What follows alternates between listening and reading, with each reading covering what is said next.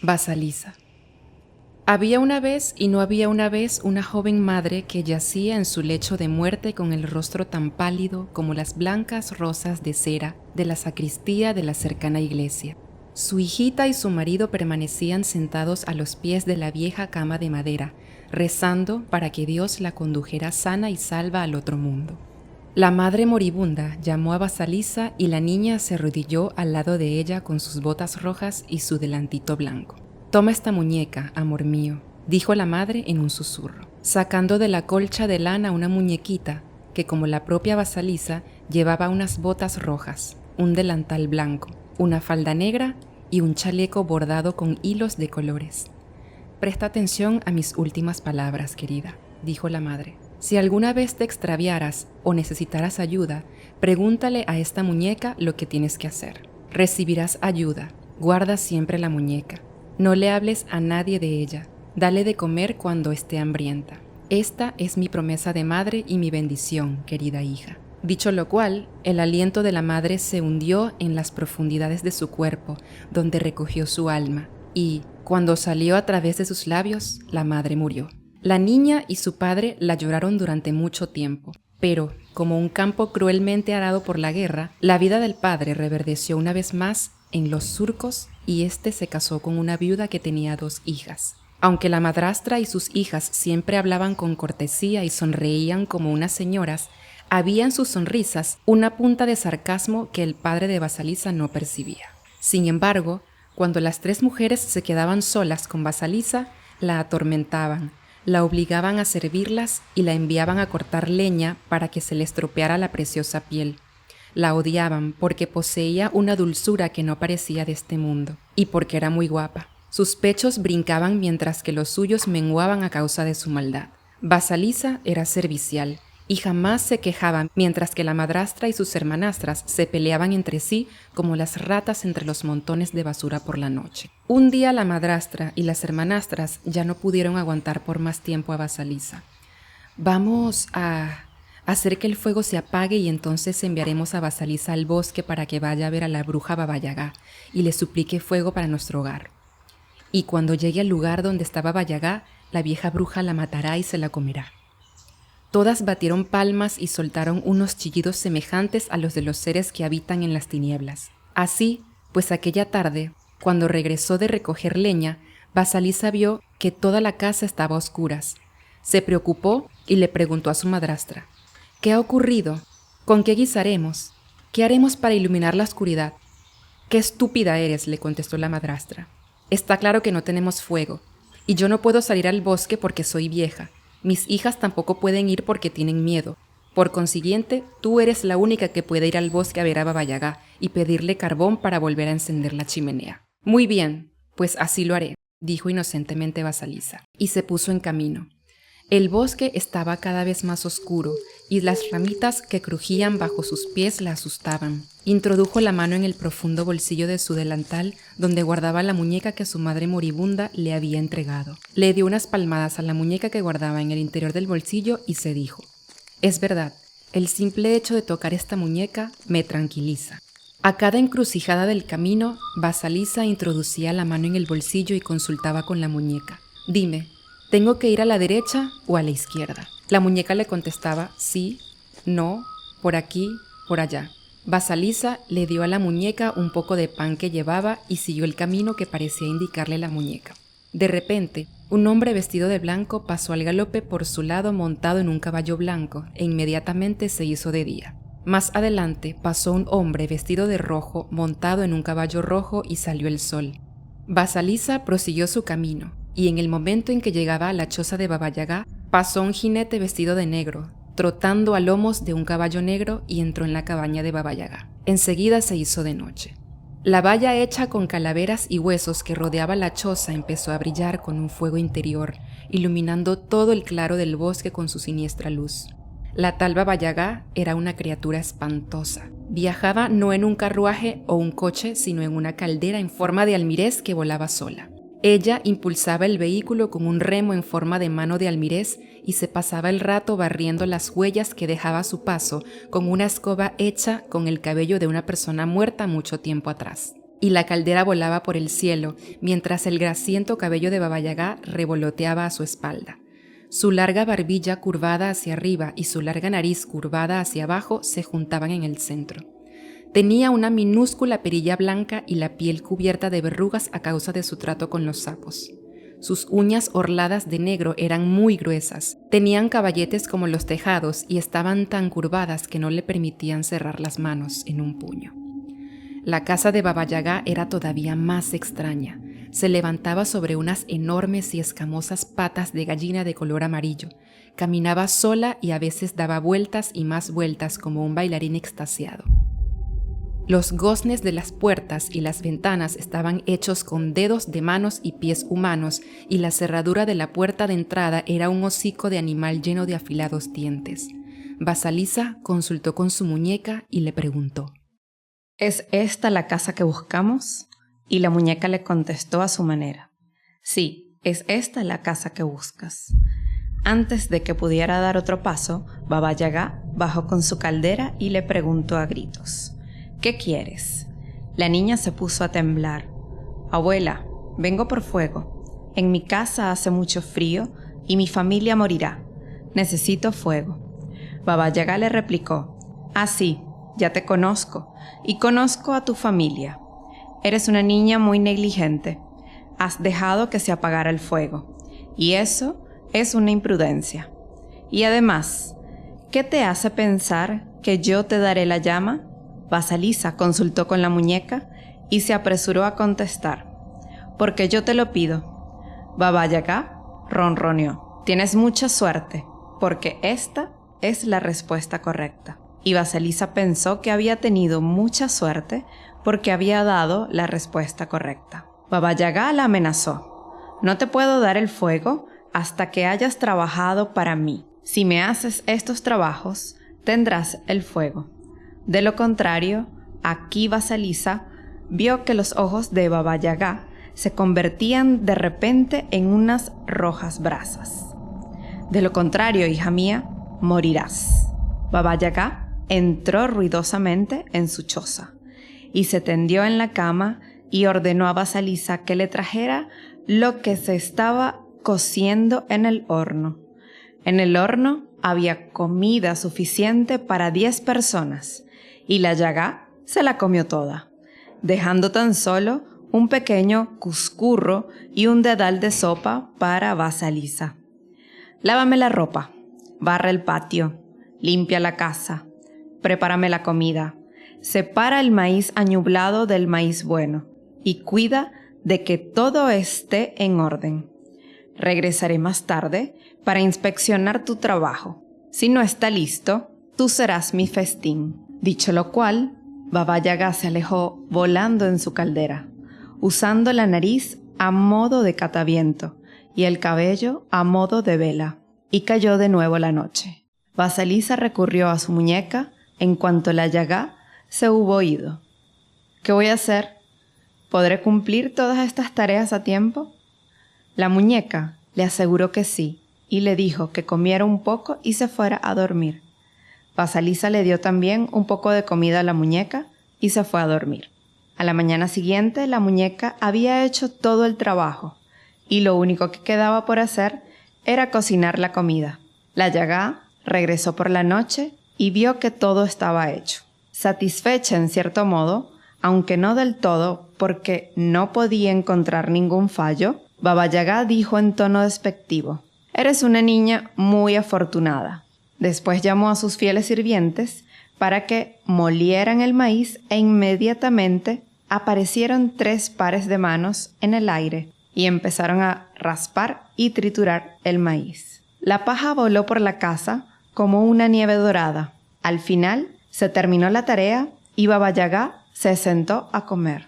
Se pasó varias horas comiendo y por la mañana le volvió a ordenar a Vasalisa que limpiara la casa, barriera el patio y lavara la ropa. Después le mostró un gran montón de tierra que había en el patio. En este montón de tierra hay muchas semillas de adormidera, millones de semillas de adormidera.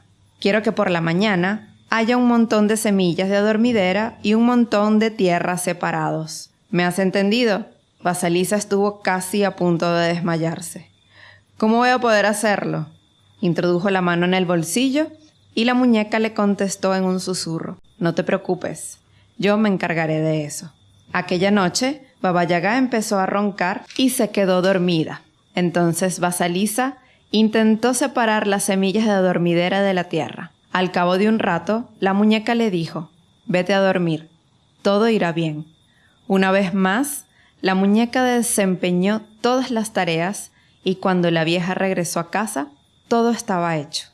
Baba Yaga habló en tono sarcástico con su voz nasal. «Vaya, qué suerte has tenido de poder hacer todas estas cosas». Llamó a sus fieles sirvientes y les ordenó que extrajeran aceite de las semillas de adormidera e inmediatamente aparecieron 3 pares de manos y lo hicieron. Mientras la Yaga se manchaba los labios con la grasa del estofado, Vasalisa permaneció de pie en silencio. «¿Qué miras?», le espetó Baba Yaga. «Te puedo hacer unas preguntas, abuela», dijo Vasalisa.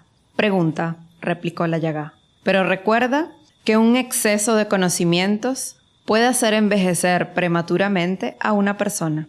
Vasalisa le preguntó: «¿Quién era el hombre blanco del caballo blanco?». «Ah», contestó con afecto, «el primero es mi día. ¿Y el hombre rojo del caballo rojo?». «Ah, ese es mi sol naciente». «¿Y el hombre negro del caballo negro?». «Ah, sí, el tercero es mi noche». «Comprendo», dijo Vasalisa. «Vamos, niña, ¿no quieres hacerme más preguntas?», dijo la Yaga en tono salamero. Vasalisa estaba a punto de preguntarle qué eran los pares de manos que aparecían y desaparecían, pero la muñeca empezó a saltar arriba y abajo en su bolsillo, y entonces dijo en su lugar: «No, abuela, tal como tú misma has dicho, el saber demasiado puede hacer envejecer prematuramente a una persona». «Ah», dijo la Yaga, ladeando la cabeza como un pájaro. «Tienes una sabiduría impropia de tus años, hija mía. ¿Y cómo es posible que seas así?». «Gracias a la bendición de mi madre», contestó Vasalisa sonriendo.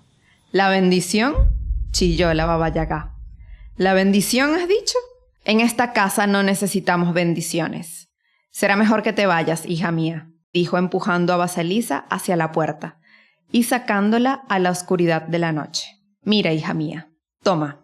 Baba Yaga tomó una de las calaveras de ardientes ojos que formaban la valla de su choza y la colocó en lo alto de un palo. «Toma, llévate a casa esta calavera con el palo. Eso es el fuego. No digas ni una sola palabra más. Vete de aquí». Vasalisa iba a darle las gracias a la Yaga, pero la muñequita de su bolsillo empezó a saltar arriba y abajo y entonces Vasalisa comprendió que tenía que tomar el fuego y emprender su camino. Corrió a casa a través del oscuro bosque, siguiendo las curvas y las revueltas del camino que le iba indicando la muñeca. Vasalisa salió del bosque, llevando la calavera que arrojaba fuego a través de las orejas, los ojos, la nariz y la boca. De repente, se asustó de su peso y de su siniestra luz, y estuvo a punto de arrojarla lejos de sí. Pero la calavera le habló y le dijo que se tranquilizara y siguiera adelante hasta llegar a la casa de su madrastra y sus hermanastras. Y ella así lo hizo. Mientras Vasalisa se iba acercando a la casa, la madrastra y las hermanastras miraron por la ventana y vieron un extraño resplandor danzando en el bosque. El resplandor estaba cada vez más cerca y ellas no acertaban a imaginar qué podía ser. La prolongada ausencia de Vasalisa les había inducido a pensar que ésta había muerto y que las alimañas se habían llevado sus huesos, y en buena hora. Vasalisa ya estaba muy cerca de su casa cuando la madrastra y las hermanastras vieron que era ella. Corrieron a su encuentro, diciéndole que llevaban fuego desde que ella se había ido y que a pesar de que habían intentado repetidamente encender otro, este siempre se les apagaba. Vasalisa entró triunfante en la casa, pues había sobrevivido al peligroso viaje y había traído el fuego a su hogar. Pero la calavera, que estaba contemplando todos los movimientos de las hermanastras y de la madrastra desde lo alto del palo, las abrazó. Y a la mañana siguiente, el malvado trío se había convertido en unas pavesas.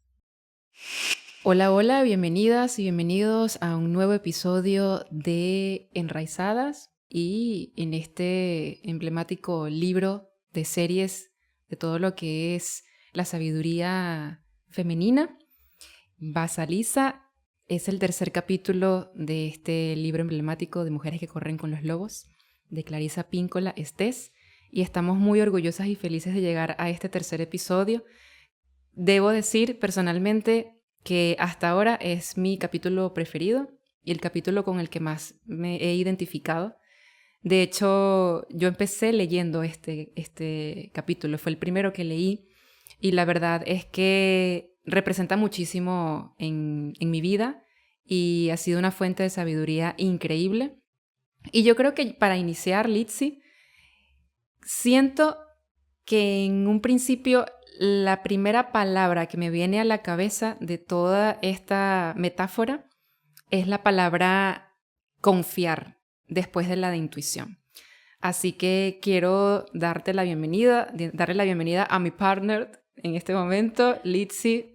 Gracias nuevamente por tener el placer de compartir contigo este podcast, esto que estamos iniciando, hecho de mujeres, por mujeres, para mujeres y también para hombres que quieran conocer la naturaleza femenina. Gracias, Jesse, y a todos los que están escuchando.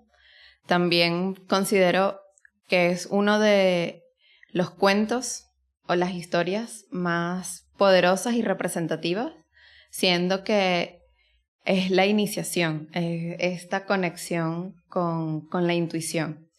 Y también considero que la palabra confiar está de primera, como esa fe en los pasos que se van a dar, como comenzar este proyecto, ¿no? Es hacerlo, llevarlo con la confianza de que estamos entregando lo mejor y que el mensaje está. Nosotras estamos siendo medios para eso y un poco imprimiendo nuestras propias experiencias. Tal cual, yo creo que diste en el clavo con esa introducción porque el tema de la iniciación, ¿no? Que es la iniciación que se repite tanto, que se ha repetido tanto durante estos 3 primeros capítulos y este en especial porque es como realmente la verdadera iniciación, ¿no? La antesala fue Barba Azul y la iniciación o el inicio, mejor dicho, de esto es en Vasalisa. Y el tema de la iniciación, en una parte del libro, cuando ya la autora empieza a hacer su interpretación, la iniciación tiene que ver con esto o mejor dicho, una mujer empieza el camino de la iniciación cuando empieza a dar luces acerca de todo este sentido y esta afinidad o mejor dicho, esta capacidad que tenemos las mujeres de olfatear, de ver, de sentir, de extraer hasta lo más profundo de nosotras la verdad y dar con esa sensación de certeza y de poder ver lo que se tiene que ver, saber lo que se tiene que saber y identificar qué es aquello que nosotras queremos y qué es lo que necesitamos, ¿no? Y entendiendo y englobando todo esto, empezamos a darle forma a la naturaleza salvaje porque empezamos a vernos como en completitud. Cuando ya sabemos que tenemos la certeza de lo que queremos, cuando sabemos lo que tenemos que saber y englobamos esto en todo nuestro engranaje femenino, ahí ya podemos decir que somos mujeres iniciadas. Ese contacto, esa conexión con la sabiduría y la herencia de las mujeres que vinieron antes de nosotras y gracias a las cuales también estamos acá por ellas, por sus historias y comprender nuestra propia historia a partir de la iniciación, confiar en los ciclos de la vida. Esto que introduce Clarissa en la explicación de la historia, la iniciación al contacto con nuestra propia intuición y al contacto con los ciclos naturales de la vida. Esto que repite a lo largo del cuento de que algo vive y algo muere. El día, la noche, el maíz, las muertes simbólicas que ocurren en la historia, la muerte de algo bueno y la muerte del antagonista.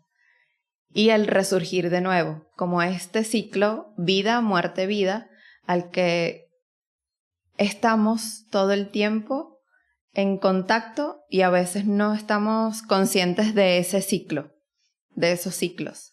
Y que muchas mujeres no modernas, o sea, hablamos de estas que vinieron antes de nosotras, seguramente sí tuvieron más contacto con eso porque es parte de la naturaleza, como vestir tus propios muertos, asistir a las personas que estaban en guerra, ¿okay? Estar en contacto con imágenes fuertes directamente con la sangre, con las heridas, que muchas de nosotras en la modernidad no tenemos ese contacto directo con la rudeza y con la muerte.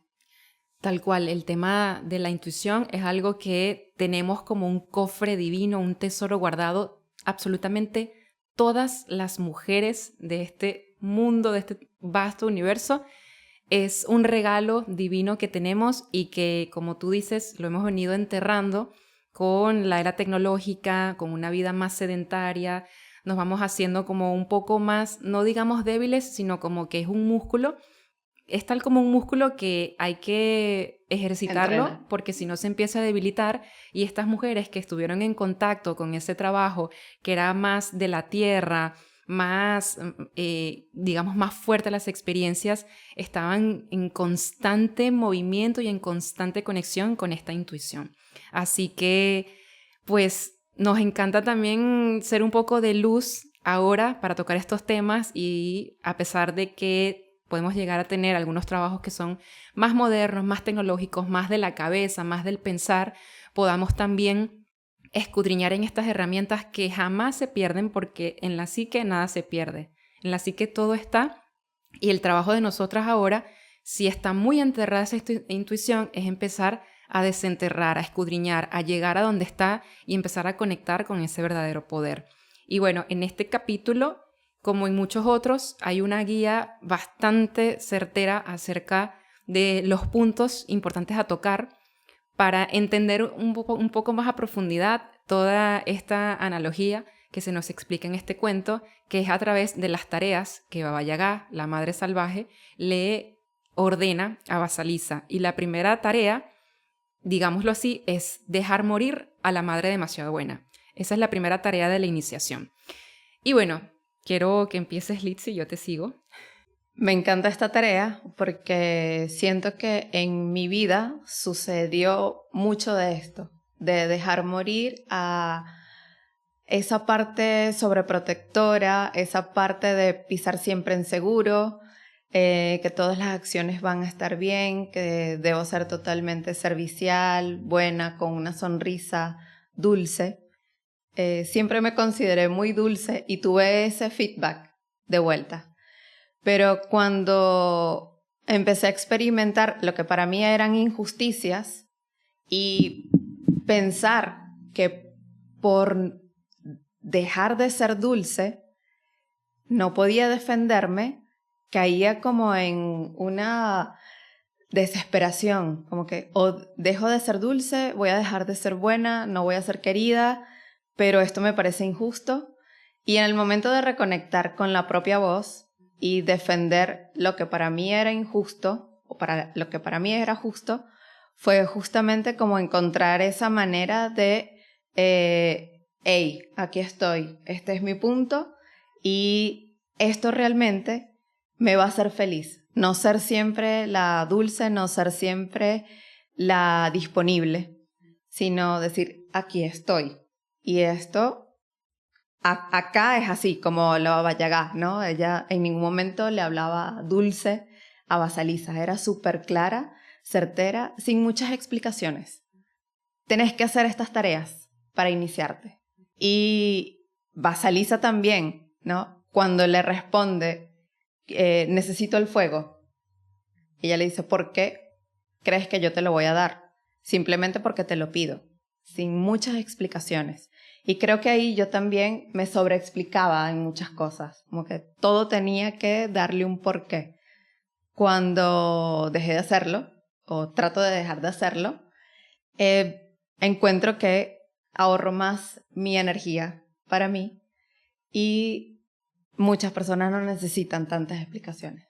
La simbología de la madre buena en el cuento hace referencia a esta parte que es dulce, que siempre tiene una cara bonita a mostrar, una disposición, que siempre se muestra con ternura, que siempre está para los demás y podemos verla también en nuestra crianza con nuestras madres que fueron así, que nos enseñaron a ser así y esto en un punto lo llegamos a normalizar porque digamos que siempre fue bien visto que una niña fuese de su casa, fuese bien portada, que tuviera una bonita disposición hacia los demás, que empezara a crecer por y hacia los demás, y no nos enseñaron, ¿no?, a priorizarnos de algún modo. Y esto, por supuesto, sin ningún tipo de juicio, porque son cosas que también a nuestras madres, a su vez sus madres les enseñaron y las madres de sus madres, y todo fue así.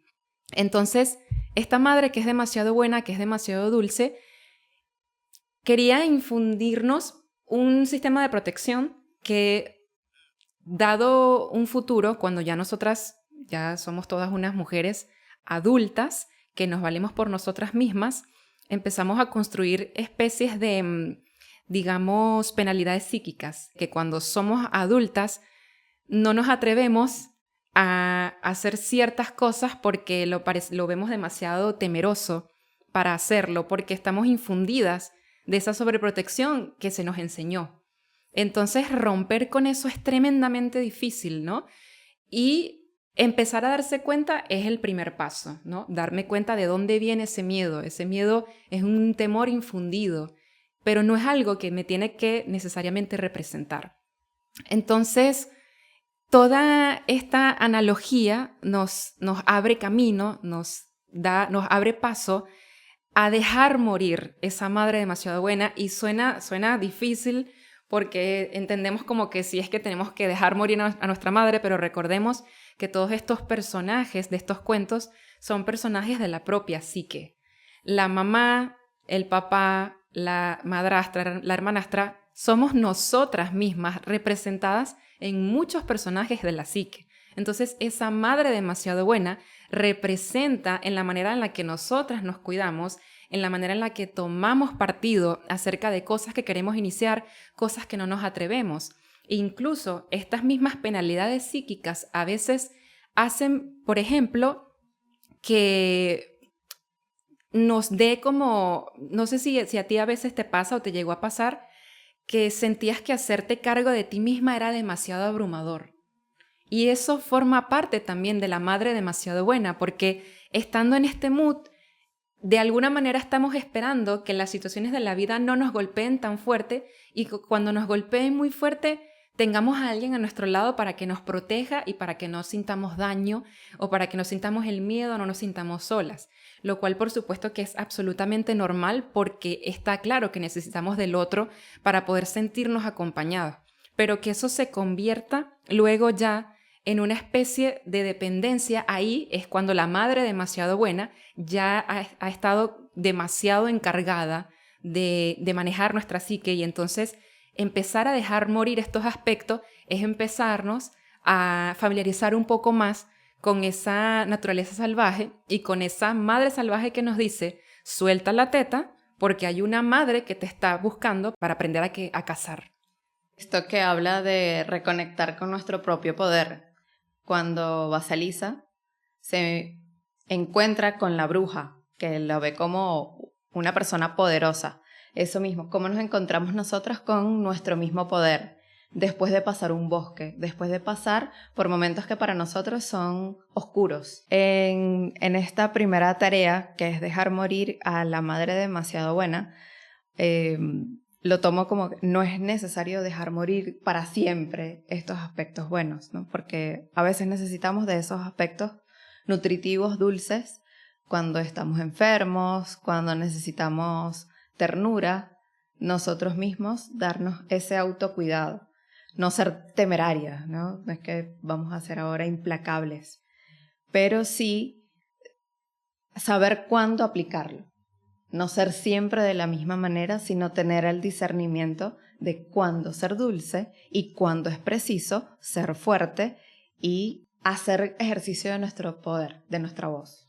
Claro, porque además de eso, ya esto va más allá del libro, que nos hemos dado cuenta también que es un libro que nos enseña y nos prepara para esa parte exigente y dura de la vida, pero más allá de eso, para darle también ese toque de ternura, por supuesto que la madre demasiado buena es la madre que cualquier infante debe tener, ¿no? La madre que te enseña el amor incondicional y que todavía nosotras de adultas, cuando nos sentimos mal, llamamos a las que tenemos todavía la gran posibilidad y la oportunidad de tener a nuestras madres vivas, así estén lejos, las podemos llamar. De una que nos enfermamos, mamá esto, mamá el tecito, mamá esto, sobre todo, bueno, mi mamá que es enfermera, te podrás imaginar. Y por supuesto que está bien, entonces es lo que dice, ¿no? Crear un equilibrio entre cuando soy demasiado indulgente o cuando estoy siendo demasiado estricta. Y la verdad que la palabra equilibrio acá es la clave. Ahora, la segunda tarea, dejar al descubierto la tosca sombra. Aquí yo voy a resumir un texto de la autora que dice: tenemos que aprender a tener las mejores relaciones con las peores partes de nosotras. Esto es clave y esto es hacerle frente a esa sombra, que en este caso son representadas por la madrastra y la hermanastra, que se asemejan un poco al Barba Azul, pero quizás como desde otro contexto. Ver que no todo es bueno, no considerar que somos un solo aspecto y no solamente valorar un solo aspecto, porque esas sombras también nos muestran aspectos de nuestra psique que nos hacen crecer o que nos hacen cambiar el movimiento, ¿no? Donde somos exagerados, donde dejamos que otro se haga cargo de las cosas que nosotros tenemos que hacernos cargo, y no para darnos con un látigo, sino para reconocerlo y tomar acción. Claro, porque si te pones a ver, como todo está conectado con todo, en realidad la madrastra y la hermanastra son personajes de la psique que se empezaron a formar a raíz también de esa sobreprotección y de ese miedo que empezó a ser infundido. Esto, por supuesto, sin ánimos de ningún tipo de juicio ni nada, porque nosotras también elegimos lo que decidimos vivir en pro de nuestra evolución. Entonces, estas hermanas y estas hermanastras están ahí por una razón. Entonces, ¿qué ocurre con esto?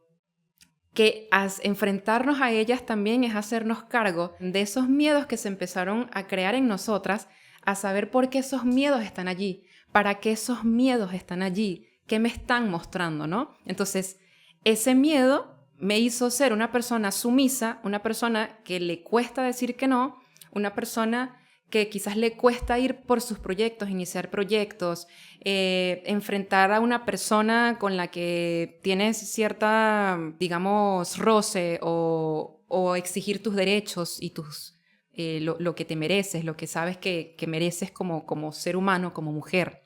Y también pasa mucho que como mujeres tenemos una personalidad desarrollada con base en lo que la sociedad espera de nosotras o siempre espera de nosotras como mujeres, ¿no? Que una mujer sea súper exitosa, echada para adelante, que tenga hijos, todo depende, por supuesto, de la sociedad y el círculo social o las personas con las que convive, ¿no?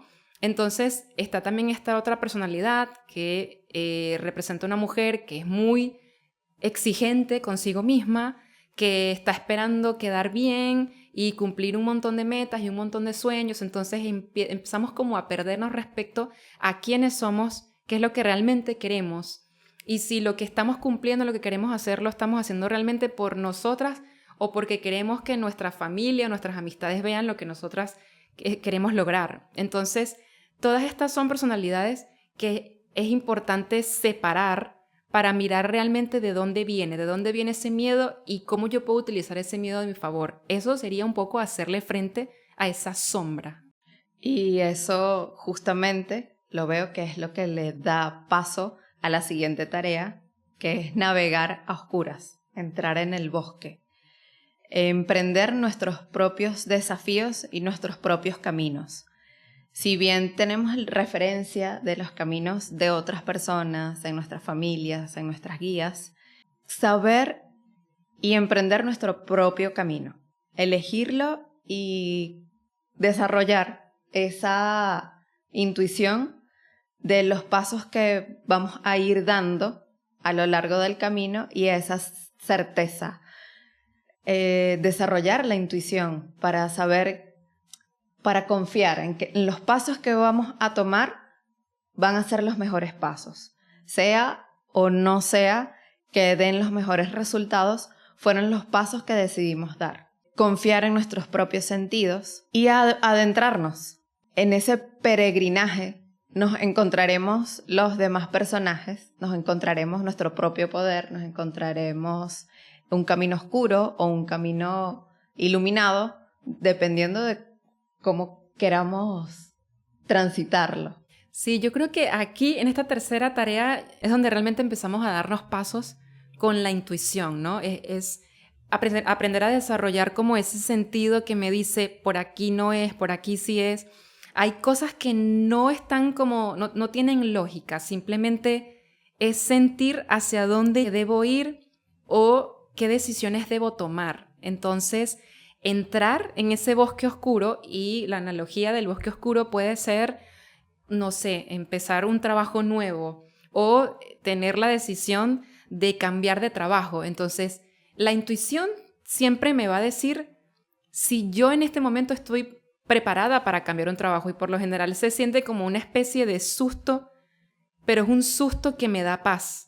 Pero si es un susto que no me da paz, entonces es como que un poco por ahí no. Obviamente que todo esto es muy abstracto y no pretendemos aquí decir cómo cada persona, cada mujer va a sentir la intuición, pero adentrarse en ese bosque es confiar en las sensaciones de mi propio cuerpo y aprender a escuchar al cuerpo. La escucha en el cuerpo es imprescindible y cada mujer tendrá su manera de aprender a conectar con esto y sus rituales para ello, ¿no? Que puede ser a través de la meditación, a través de la contemplación, la observación, la pintura, el arte, el canto, el baile, cocinar o cualquier otra cosa que te conecte con ese estado puro de la esencia. Entonces allí el adentrarse a ese bosque quizás va a ser un poco más fácil. O no sabemos. Algo que conversaba con mi hermana una vez, esto de navegar a oscuras. Una vez me tocó, de verdad, literalmente, atravesar un bosque sola. Mi compañero en ese momento corría y me dijo, yo voy a correr hasta los 400 metros en una montaña. Tú sigue. De los 400 a los 800 sigue tú sola. Y no es lo más recomendado, no lo hagan, de ir solos a la montaña. Siempre estén por lo menos con otra persona. Yo me aventuré a hacerlo sola. Y en un momento dudé y dije, no voy a poder yo sola. Pero había ido muchas veces a ese lugar. Y dije, pero si yo conozco este lugar, léelo, ya sabes por dónde ir, confía en tus pasos.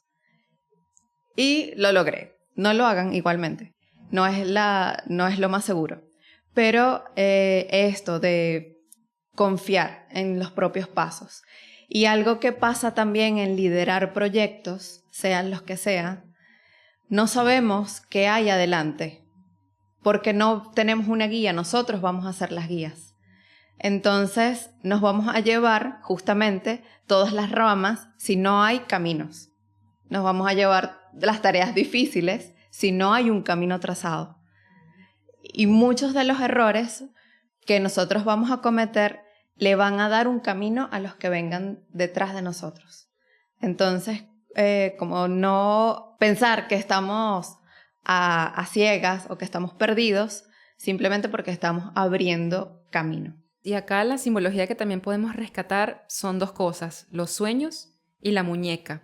La simbología de la muñeca, bueno, la muñeca tiene 1.000.000 de significados en muchísimas culturas, pero en este caso en particular, la muñeca, digamos que está representada como por esa divinidad, esa conexión con la divinidad, acerca de saber que esa intuición está conectada con planos y cosas sutiles que simplemente nosotras capaz nunca hemos visto, no conocemos, pero sabemos que hay algo más allá que nos está guiando. Entonces eso también nos da como muchísima más confianza y mucha más fe que estamos todo el tiempo acompañadas y guiadas. Esto también yo lo rescato porque una de los miedos que también están infundidos y con muchísima razón, que a veces sentimos que andamos solas por el mundo. Y eso, por supuesto, que puede representar mucho temor, porque a pesar de que uno se siente con amistades, con familia, con personas que se van convirtiendo en seres que son excepcionales e incondicionales, uno siente que a veces tiene que arrearla sola. Pero cuando tú te sabes una persona que está acompañada, no solamente por sí misma y por esa red que siempre está contigo, también hay cosas que no vamos a entender con lógica, que están en todo momento guiándote y acompañándote, y eso no tiene ningún tipo de precio, porque sabes que las decisiones que estás tomando no solamente las estás tomando tú, te están ayudando a tomarlas también esas ancestralidades, esas guías y todas esas entidades que están en todo momento 24/7 trabajando codo a codo con lo que uno vino a ser en este mundo. Esto de alimentar la intuición. Cuando hacemos cosas y el cuerpo también nos va avisando. Hay sensaciones, hay sentimientos o emociones que surgen. Como aprender a leer el cuerpo y aprender a leer nuestras propias emociones y luego las decisiones que tomamos. Cómo estamos alineados con nuestra intuición. Eso también puede ser una manera de entrenarnos. La cuarta tarea, el enfrentamiento con la bruja salvaje. Y esta tarea, pues como bien lo comentas, es bastante temerosa porque digamos que todo el tema de la simbología de Baba Yaga y la bruja, la verdad es que es algo que genera como mucho respeto, ¿no? Porque estamos hablando de fuerzas que, más allá de encontrarle cualquier lógica o lo que sea, es saber que hay un poder, ¿no? Por ejemplo, estuvimos en medio de algo que tuvimos que resolver y era tanta, digamos, la carga que teníamos encima que no nos quedó de otra que dejar a un lado los pensamientos y actuar con rapidez. Entonces, muchas veces uno dice, yo me desconozco en este momento cuando yo hice tal cosa. Y uno dice, ¿cómo fue que yo hice esto? ¿Cómo fue que lo resolví? O sea, no sé quién estuvo manejando esta situación a través de mí. Entonces, el mantenerse en ese poder en todo momento es temeroso, porque una se identifica con lo anterior. Son muchísimos años identificándonos con esa parte que es sumisa, con esa parte que no cree ser lo suficientemente fuerte, lo suficientemente poderosa, lo suficientemente perspicaz ante una situación.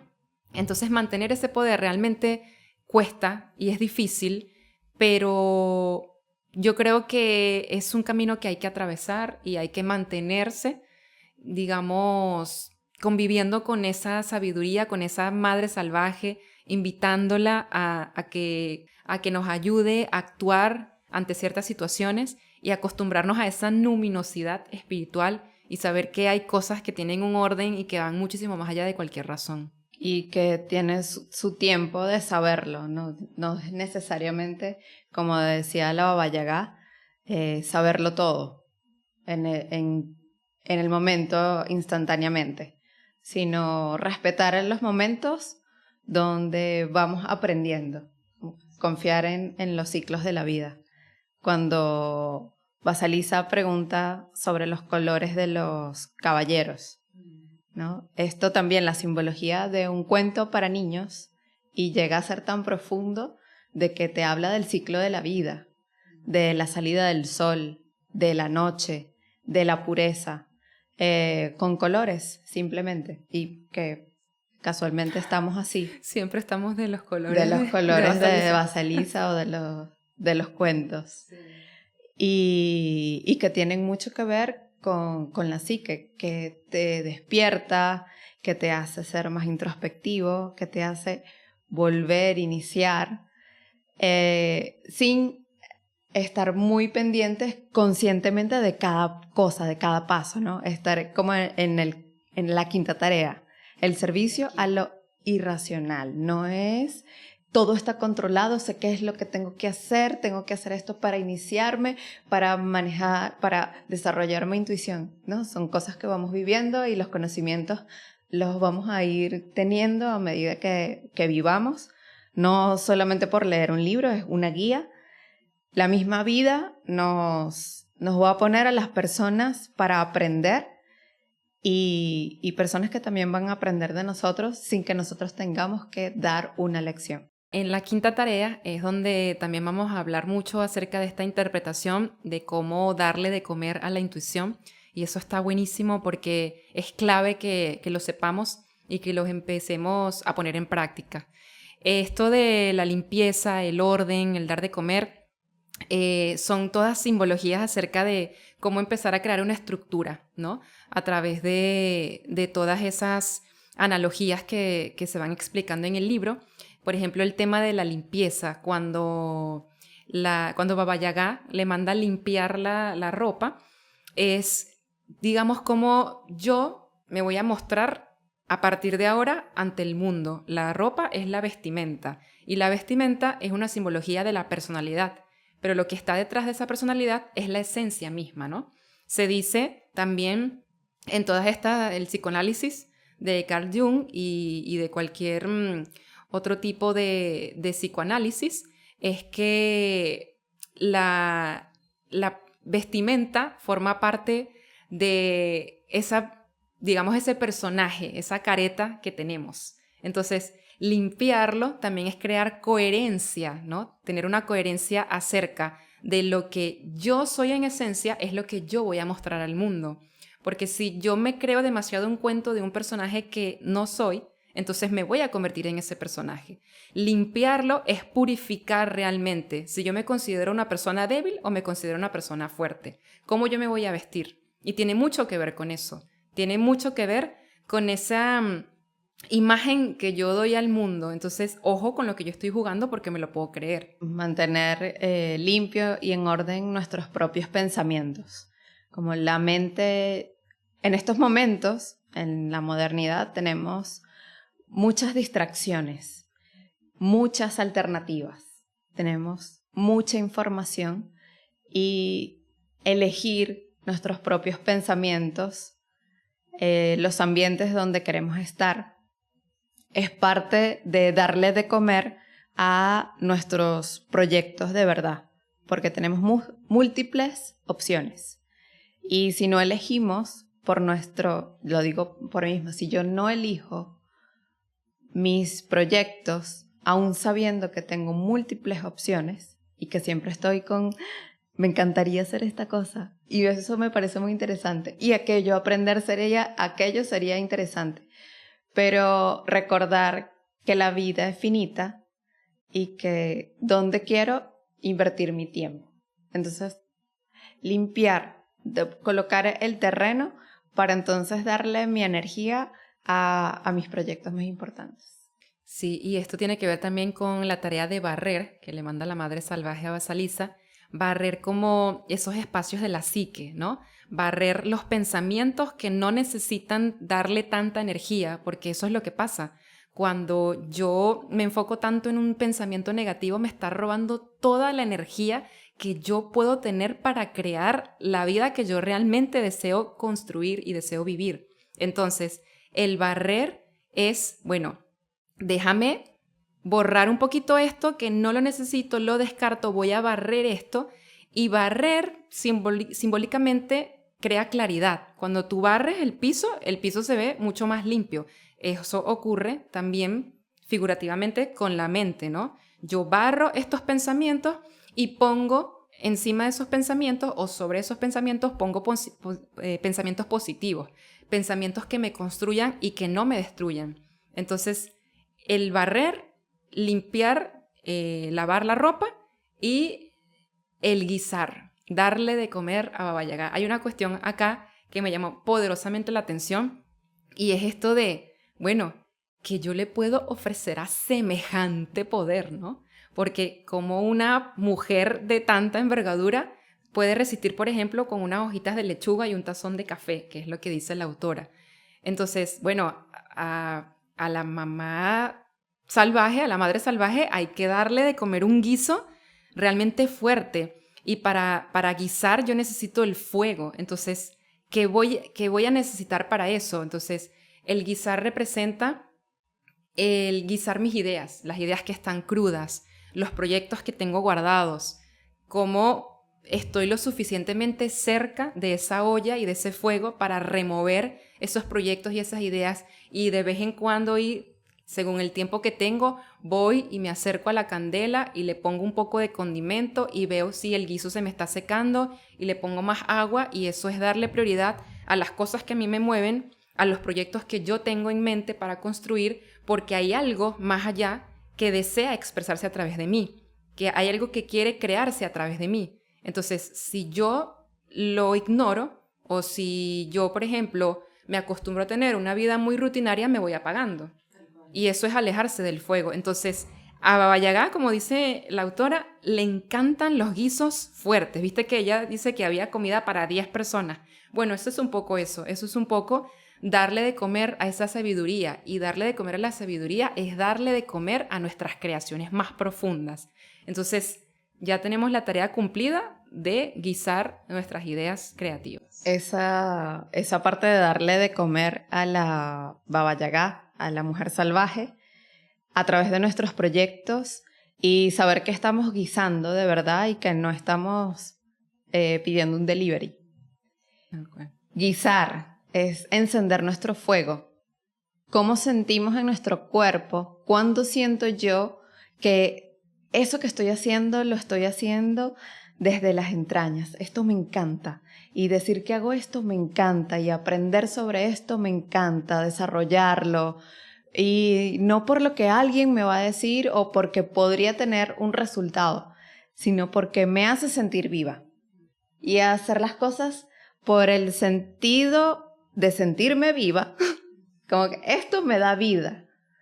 Ahí yo siento que estoy guisando para mi mujer salvaje. Y bueno, ahí lo que acabas de decir es perfecto para conectar con la separación entre esto y aquello. Porque la analogía de separar el maíz bueno del maíz que está malo, de las semillas de dormidera, separarlas de la tierra es separar qué cosas me dan vida y qué cosas me destruyen. Indagar entre qué es lo que yo quiero, qué es lo que necesito, qué es lo que estoy haciendo por mí y qué es lo que estoy haciendo por complacer a otros. Entonces, esto es un check para los proyectos que tenemos en mente, para no dejarlos dormir, porque si ellos tienen la necesidad de manifestarse es por algo. Segundo, aprender a discernir entre las personas que nos convienen y las que no nos convienen. Esto es separar el maíz bueno del maíz malo. Cómo yo puedo darme cuenta a través de esa intuición que me habla, qué relación de cualquier persona es amor verdadero y cuál no es amor verdadero, cuál es simplemente un snack que yo veo muy delicioso y muy apetitoso. Esto de separar lo bueno de lo malo también aplica a las ideas y esos dilemas. Elijo esto, elijo aquello. ¿Esto me gusta hoy o es algo que va a tener mejores resultados en el futuro, aunque hoy no me parezca tan apetitoso? ¿O esto es solo un capricho y estoy eligiéndolo porque parece muy apetitoso ahora? ¿Va en consonancia con lo que realmente quiero, con mi proyecto? Y ahí le imprimo fuego o lo estoy dejando pasar por querer cumplir con lo que debería hacer. Indagar en eso y no temer a elegir. Por ejemplo, yo he tenido el reto de elegir y seguir adelante con la elección. Está buenísimo. Aunque a veces diga, esto me está doliendo mucho. Pero después me doy cuenta que siempre es mejor lo que pasa. Lo que pasa, lo que dejo y lo que me deja atrás es porque más adelante voy a encontrar las maneras de solucionarlo, como lo hace la psique en el sueño, así mismo logra pasar en mi vida, o lo he visto que ha sucedido en mi vida, momentos que digo, ¿por qué este amor se acabó de esta manera? Más nunca encontraré a alguien igual. Y no, nunca más encuentro a alguien igual. Encuentro situaciones, personas, proyectos que me llenan mucho más. Y ahí es cuando te respondes entonces, ¿para qué te sucedió eso? Y era una decisión que tomaste antes, querer vivirla para poder aprender de ella y te trajo un regalo después. Así que en realidad todo engloba. Y eso tiene que ver con la 7ª tarea, que es la indagación de los misterios, que hiciste un abreboca ahora de esto. Dejar vivir lo que tiene que vivir y dejar morir lo que tiene que morir. La indagación de los misterios, esto de las preguntas que le hace Vasalisa a Baba Yaga, es como, bueno, querer indagar demasiado, es como hasta qué punto es importante o hasta qué punto yo necesito tener una información que más bien me cueste procesarla, ¿no? Por ejemplo, esto me recuerda mucho al cuento de los 4 rabinos, cuando 3 de ellos se quedaron ahí pegados con esta majestuosidad que vieron. ¿Y hasta qué punto eso es importante o sería positivo quedarse en un mundo entre mundos que nosotras en nuestra vida terrenal no conocemos o no sé si necesitamos, ¿no? Si hay entidades que nos están ayudando desde arriba o desde donde sea a hacer el trabajo y nosotras estamos aquí en esta tierra, entonces hagamos el trabajo de estar en la tierra porque estamos acá. Entonces manejémonos con lo que sentimos y con todos nuestros 5 y 6 sexto sentido, que es la intuición, y hagamos el trabajo que tengamos que hacer. Como en los jardines, esto mismo. En mi casa tengo un balconcito y ahí me doy la tarea de observarlo. Y me doy cuenta que así como está mi jardín, muchas veces así estoy yo. Cuando todo es un desastre y parece una jungla, es porque yo no le he puesto el orden a mis pensamientos, a mis ideas y a mis acciones. Y cuando lo empiezo a ver ordenado, ya florecido, es como, mira, hay cosas que lograste ordenar poco a poco, pero lograron ordenarse, las logré ordenar y empezaron a florecer. Saber cortar las cosas que hay que cortar, porque si dejamos una matita en una maceta, es limitada su capacidad de crecimiento, no tiene la libertad para que sus raíces crezcan tanto como podrían hacerlo en la tierra. Y si no podamos, ella no va a crecer sana. Entonces, esa sabiduría de jardín es tan lindo, saber qué hay que cortar y qué dejar morir y saber cuándo regar para poder ver florecer. Tenemos una vida, digamos, acá, que vivir, que cumplir sueños o lo que sea. Quizás yo lo relaciono con el tema del canto, a que, por ejemplo, hay una formación teórico-práctica, ¿no?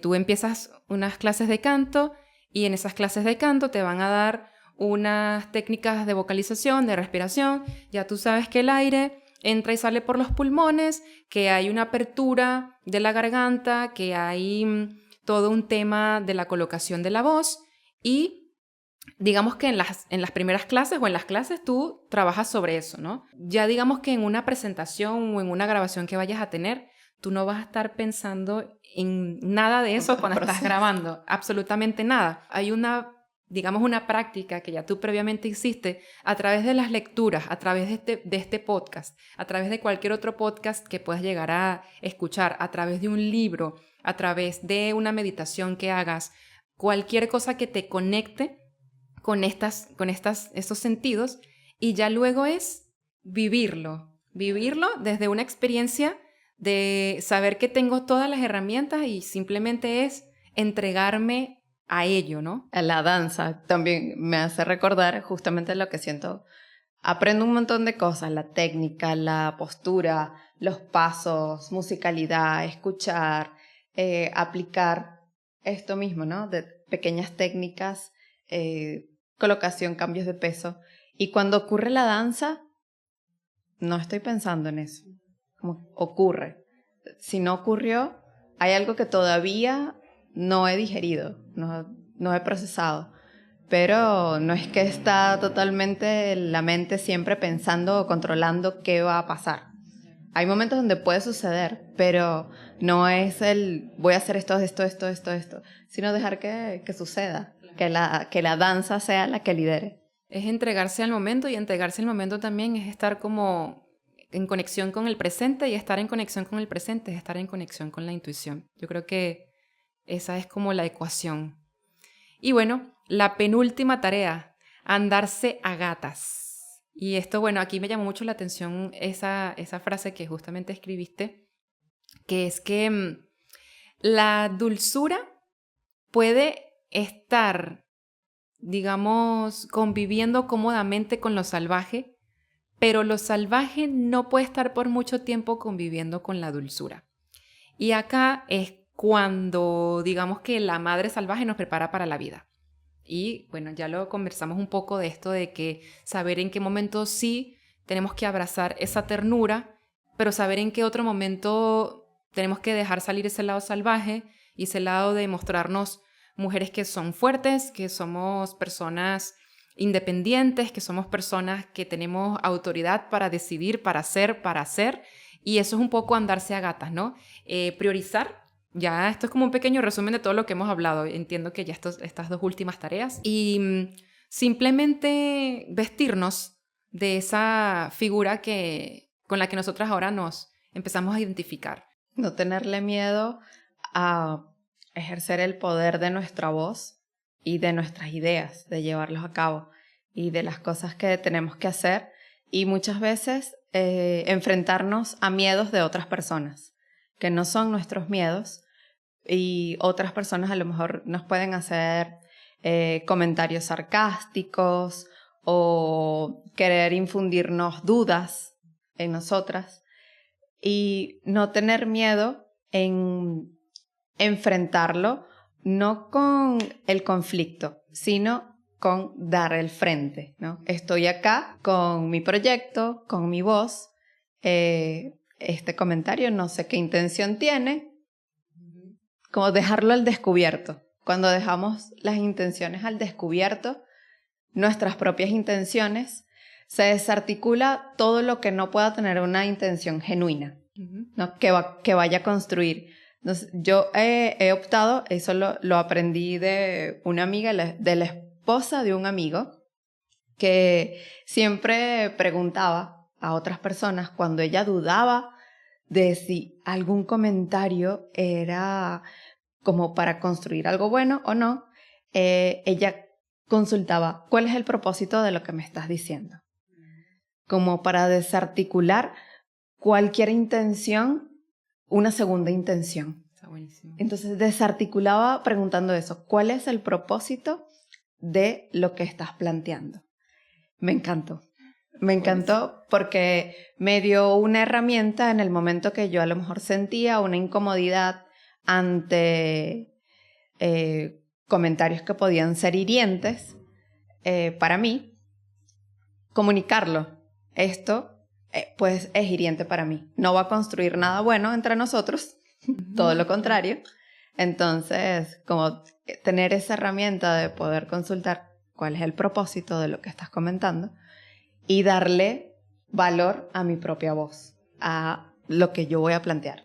Está genial porque también tiene que ver con esto que también comenta la autora, que es que a veces nosotras, en todo este proceso de que nos estamos separando, de desidentificarnos con este personaje de las hermanas y las hermanastras, que son personajes que están llenos de miedo, y estamos en esa transición de querer convertirnos en nuestra verdadera esencia. Entonces estamos como en este momento bisagra de saber, por ejemplo, no sé cómo responderle a esta persona porque no sé si quiero sonar que soy demasiado como fuerte o que soy demasiado rígida o que soy una persona odiosa, porque simplemente yo estoy respondiendo de una manera en la que quiero crear cierta, digamos, barrera, pero no una barrera de convertirme en una persona inaccesible, sino una barrera de saber que soy una persona que ha aprendido a poner límites. Y esto está bueno separarlo de esa, de, digamos, esa personalidad dulce, de no querer estar mal con nadie. Y yo me identifico un montón porque siempre estuve como muy pendiente de no estar en desarmonía con las personas porque no me gustaba sentir desarmonía. No me gustaba que de pronto esta persona sintiera que yo le estoy respondiendo mal o que por ahí qué sé yo. Entonces, por ejemplo, a mí me costaba un montón enviar un mensaje que no tuviera un icono, por ejemplo, porque se sentía como muy seco y bueno, las palabras son impersonales, pero yo decía, un momento que yo dije, ¿hasta qué punto esto es sostenible? ¿Hasta qué punto yo puedo mostrarme de esta manera que es tan dulce, que es tan amorosa y que esto me puede perjudicar en cualquier tipo de cosa? Me puede perjudicar en una relación de trabajo, en una relación de amistad, en una relación con alguna pareja, porque siempre soy la persona que estoy dispuesta a todo y no quiere crear desarmonía, pero a la larga después me cuesta crear esos propios límites. Entonces, si sabemos que esto es así desde un principio, bueno, a partir de ahora entonces, ¿cómo yo quiero crear un poco más de coherencia entre esa personalidad que se muestra y la manera en la que yo comunico también mis límites? Sí. ¿Me recuerdas algo que llevé a idea hace poco? Que es que cada vez que aprendo una danza nueva, le agradezco más a mis maestras de danza y las comprendo más. Con muchas tuve roces, tuve conflictos y ahora me di cuenta que ellas eran como esa madre salvaje que venían a decirme, despierta, despierta tu propia mujer salvaje, que también viene a expresar su danza. No le tengas miedo a expresarte. Y les agradezco mucho, tanto a ellas como a otras madres salvajes que he tenido, amigas, por lo general mucho mayores que yo, que me han acompañado y me han guiado. Y no desde un punto de vista de protección, de dulzura, sino de casi de despierta, de fuego. ¡Ey, esto, vamos, a hacer, acá! Y sin la culpa. No tengas culpa de mostrarte fuerte. Tu paso es este, tu decisión está siendo esta. Muéstrala. Hay danzas donde necesitas imprimir la fuerza para poder expresarlo, para ir en consonancia con la música también. Entonces, sería como desarmónico presentarte una danza muy suave con una música que te está retumbando en el centro del estómago, ¿no? Ahí es como acompañar el cuerpo con la música y con el sentimiento. Y eso mismo que yo vaya a hacer, lo va a sentir el espectador. Y un paréntesis ya, antes de entrar a la última tarea y ya para cerrar este, bueno, poderosísimo capítulo, es el tema de toda esta separación de lo de las semillas de dormidera de la tierra. También el andarse a gatas es saber elegir también a nuestros amantes. Y esto también lo comenta la autora, ¿no? ¿Con qué persona vamos a compartir ese poder que nosotras estamos empezando a descubrir, ¿no? Y un amante tiene toda la posibilidad de drenarnos nuestro poder. Entonces es importante saber con qué personas vamos a compartir todo este mundo hermoso que estamos construyendo, ¿no? Que compartan sí. Nuestros proyectos, sí. Que nos acompañe y nos eleven esto, vamos, claro. Sí, dale, vamos, que tú puedes, esto te gusta, a mí también, vamos, a hacer. Y sí, exactamente, si por ejemplo son personas que tú le muestras genuinamente, le cuentas un sueño, entonces saber si esa persona que te va a responder, ¿no? Si es una persona que te dice, mira, me parece que lo que estás diciendo es absolutamente descabellado, no tiene ningún tipo de sentido, o que una persona que tal vez en el fondo pueda que quizás como que sienta esas cosas, pero que tenga una manera bastante armoniosa de mostrarte que sí lo puedes hacer y que te pregunte cómo tienes idea de hacerlo, ¿no? Que no te minimice, sino que realce todo lo que eres, que sepas que bien como hiciste la simbología del jardín, que tú también eres un jardín, que eres un árbol vivo, que tienes diferentes periodos, que tiene periodos de sequía, que tiene periodos de lluvia, que a veces tiene la tierra seca, que a veces la tiene muy mojada, que a veces se le caen las hojas, que a veces está en su mejor esplendor, que sientas que te sientes acompañada de una persona que sepa saber cuidarte hasta en tus momentos más vulnerables y que respete cada cosa que quieras hacer. Eso no tiene precedentes y hay que saber muy bien con quién elegir o con quién compartir esa energía tan sagrada. Y bueno, ya para cerrar, la novena y última tarea, la modificación de la sombra. Aquí la clave, que a mí eso de verdad que me abrió el corazón, el tema de la calavera. Porque cuando empecé a entender la analogía, la simbología de la calavera, realmente a mí se me escalofrió el cuerpo. Y mira, en este momento lo siento un poco así, porque la calavera es una simbología de ancestralidad. Y yo lo interpreté de esta manera, Litsi. La calavera está directamente relacionada con la ancestralidad matrilineal, es decir, toda esa sabiduría que nosotras conservamos en los huesos, la calavera, está directamente relacionada con todas las mujeres que nos anteceden. Entonces, hay una sabiduría que está compartida de hace muchísimos años que nosotras tenemos en los huesos. Y esa ancestralidad matrilineal está conectada con nuestra intuición individual. Entonces, no hay manera de equivocarse si una confía que tiene esa calavera que alumbra el camino y que está directamente conectada con esa voz interior que está hablándote a cada momento cuando estás atenta, cuando estás en el presente. Y esto de que es la cabeza, la calavera es la cabeza y es donde está el cerebro, los ojos de fuego, como esa imagen es bastante poderosa. La agudeza visual.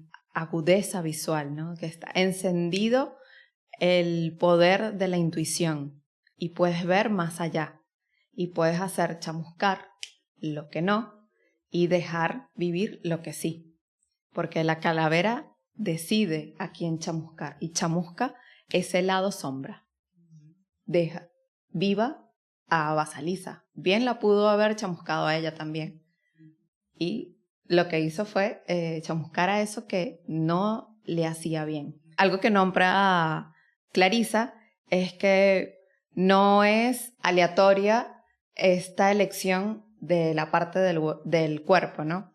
Que si bien es una calavera, no hubiese tenido el mismo peso si hubiese sido un fémur, por ejemplo. Pero diferente si hubiese hablado de la pelvis, ¿no? Y eso es justamente el eje pelvis-cráneo. Es nuestra columna, es por donde sube la vida, ¿no? Es donde se genera todo. Y es nuestra estructura principal. Es muy simbólico, pero también muy poderoso. Tomar en cuenta estos centros en nuestro cuerpo de poder, de movimiento, para nosotros caminar, nuestra postura, nuestra emoción también. Nosotros cambiamos nuestra postura y cambia también la manera como nos presentamos, cómo se proyecta la voz, cómo se proyecta el movimiento, cómo se proyecta la mirada y lo que perciben las otras personas de nosotros. Esto que dices, vivir el presente. No pensar que, bueno, ser seres iluminados, conectados con la intuición, no quiere decir que no estamos viviendo. Es tomar somos de carne y hueso. Vamos a vivir nuestro cuerpo, nuestra vida, encender nuestro fuego y compartirnos. Así es. Y bueno, ya para cerrar, la, digamos, metáfora que me queda de todo esto es que Basalisa en sí es la iniciación hacia esa toma de poder hacia cómo nosotras queremos mostrarnos, cómo queremos sentirnos y simplemente conectar con esa sabiduría, esa fortaleza, esa capacidad de tener autoridad, de tomarnos, de posicionarnos en el centro de nuestro ser, de reconocernos, ¿no? Yo creo que ahí está digamos, la clave. Bueno, creo que han habido muchísimas claves, pero hay una que es muy importante, que es simplemente reconocer que ya somos, en esencia, mujeres que tienen un poder que está conectado con una ancestralidad, que está guiado y que más allá de cualquier cosa que queramos lograr en la vida, sueños, metas o lo que sea, primero es entendernos y reconocernos como esa figura de yo soy, ya yo soy. Y digamos que mi mayor éxito es simplemente existir. Y después de eso, cuando ya yo sé que soy fuerte, resiliente, perspicaz y todas las cosas que me forman como ser, entonces a partir de allí le doy rienda suelta a mis hogueras creativas y voy por esos sueños que se quieren mostrar, que se quieren manifestar a través de mí. Y bueno, hay un permiso, Litsi, porque hay un texto que yo dije que quería leer para cerrar esto como conclusión, que me parece que es como la conclusión de todo este capítulo, que dice: tras haber recibido el legado de las madres, la intuición de la faceta humana de su naturaleza y la sabiduría salvaje de la faceta de la que sabe de la psique, ya Vasalisa está preparada para lo que sea. Avanza por la vida, asentando con firmeza los pies en el suelo uno detrás de otro, con toda su feminidad. Ha fundido todo su poder y ahora ve el mundo y su propia vida a través de esta nueva luz. Veamos qué ocurre cuando una mujer se comporta de esta manera. Me parece que esa frase resume todo lo que hemos hablado el día de hoy. Así que sin más. Gracias. Gracias a ustedes, gracias Litsi nuevamente por compartir este momento tan bonito. Siempre aprendo muchísimo, en serio, es una enciclopedia viviente. Y bueno, gracias infinitas por escucharnos, gracias por vernos.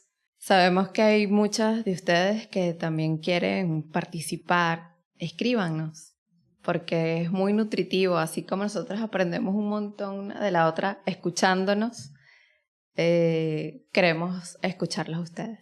Y compartan este podcast y este capítulo con una persona que ustedes sepan que está haciendo la transición entre las hermanastras y la madrastra a Vasalisa. Muchas gracias por escucharnos, gracias por vernos. Les mandamos un beso y hasta pronto.